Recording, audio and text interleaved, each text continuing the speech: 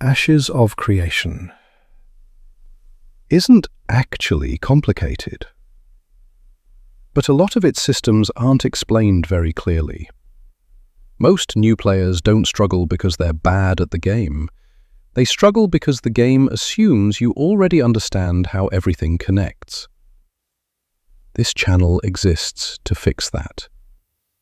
In this video, I'm going to break down what actually matters early on, the most common mistakes new players make, and how to avoid setting yourself back without realizing it.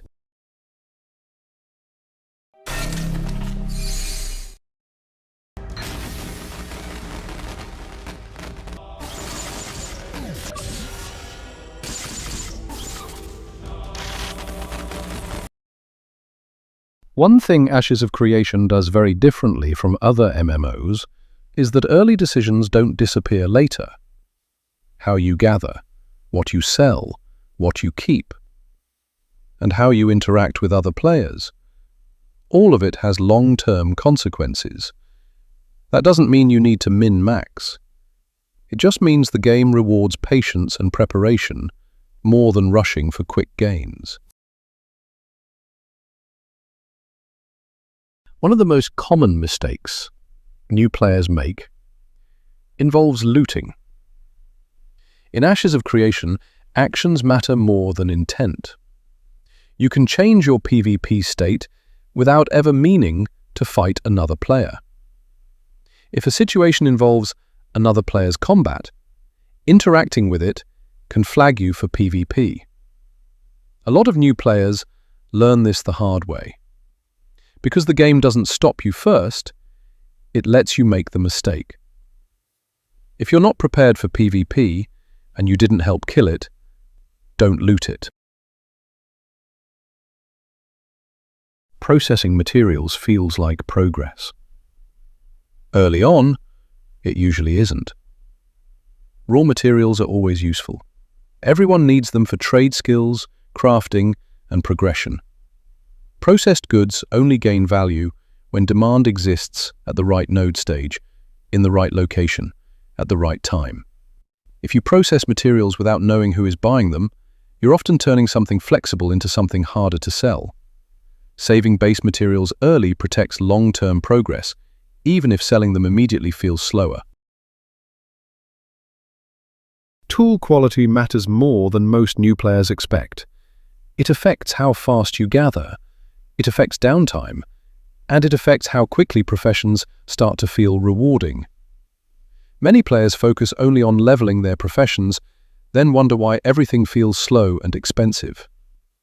A good tool at a lower level often outperforms a bad tool at a higher one. If progression feels off, tools are usually the reason. One of the first questions new players ask is how they're supposed to level early on, and the honest answer is, there isn't a single intended path. Ashes of Creation isn't built around questing as a primary leveling conveyor belt. Early quests exist to introduce regions, systems, and opportunities, not to rapidly push players toward endgame content. If you're coming from more traditional MMOs, it can feel like something is missing. Quests may feel slower, less structured, sometimes even incomplete. That's because early questing is designed to support exploration and node development, not replace them. Many quests don't fully resolve until the surrounding node advances. So what feels unfinished early on often becomes clearer later.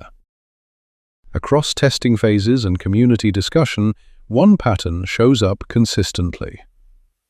Players who progress most smoothly early aren't focusing on one activity. They're layering multiple systems naturally. Exploring a region, gathering resources along the way, completing quests when they appear, engaging in light combat organically. Experience comes from many sources, and stacking them together is both more efficient and more sustainable. What tends to frustrate new players is trying to force progression too early.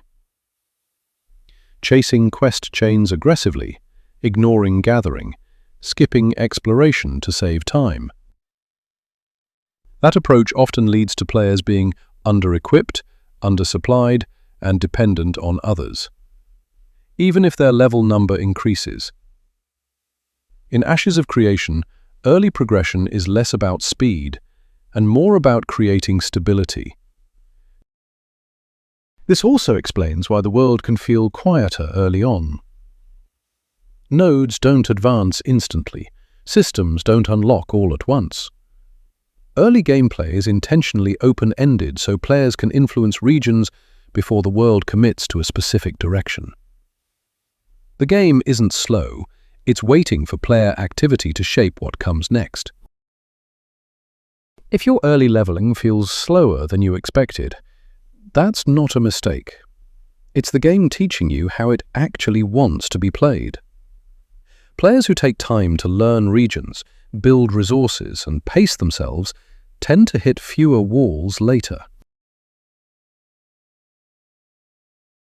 Another common question from new players is why the world feels quiet early on. The answer is nodes.